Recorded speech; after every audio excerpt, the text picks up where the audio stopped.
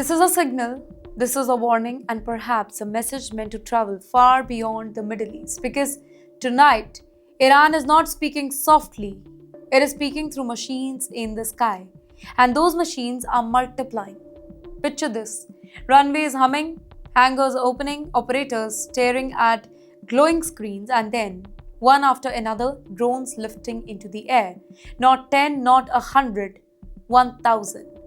Yes, nearly 1,000 new, inducted combat drones now woven directly into Iran's military structure. Land forces, naval units, and air command. Every branch now connected to by unmanned firepower. But pause for a moment here and ask yourself, why now? Why such scale? And who exactly is this message for? Well, the timing is not accidental, because across the region, tensions with Washington are climbing once again.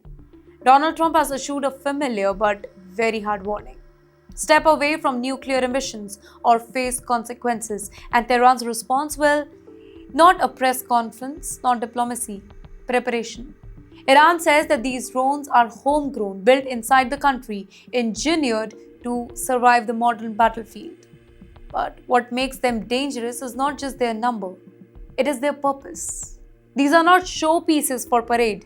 They are built to watch, to jam, to strike, and if needed, to hunt moving target. Imagine swarms that can track ships, systems that can monitor troop movement, aircraft that never risk a pilot's life.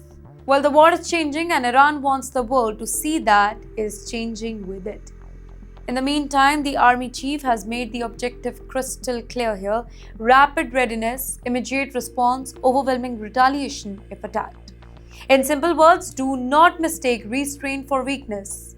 That is doctrine being projected, and in the meantime, US is not standing still. More military assets are being positioned across strategic corridor. Deterrence is the word Washington prefers, but in geopolitics, deterrence often looks exactly like preparation for the conflict. And when both the sides prepare at the same time, the temperature rises quietly, dangerously. Now let's step back and look at the bigger chessboard.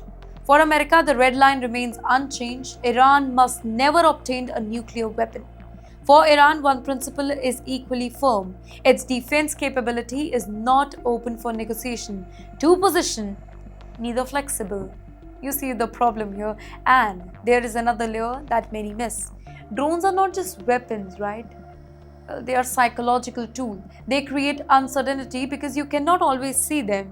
You cannot always predict them. You cannot always stop them in time. $1 billion defense system can be harassed by machines that cost a fraction of that price. This is asymmetric power, and it reshapes battle calculation.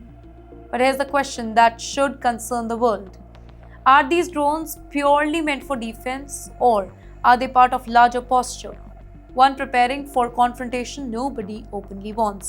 Remember here, conflicts, they really begin with declaration. They begin with positioning, signaling, and testing the resolve. Exactly what we are witnessing right now. Iran insists that it does not seek war. America insists that it seeks stability.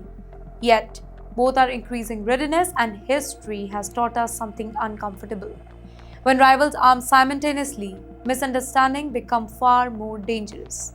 One misread signal, one overreaction, one flashpoint, and escalation writes its own script.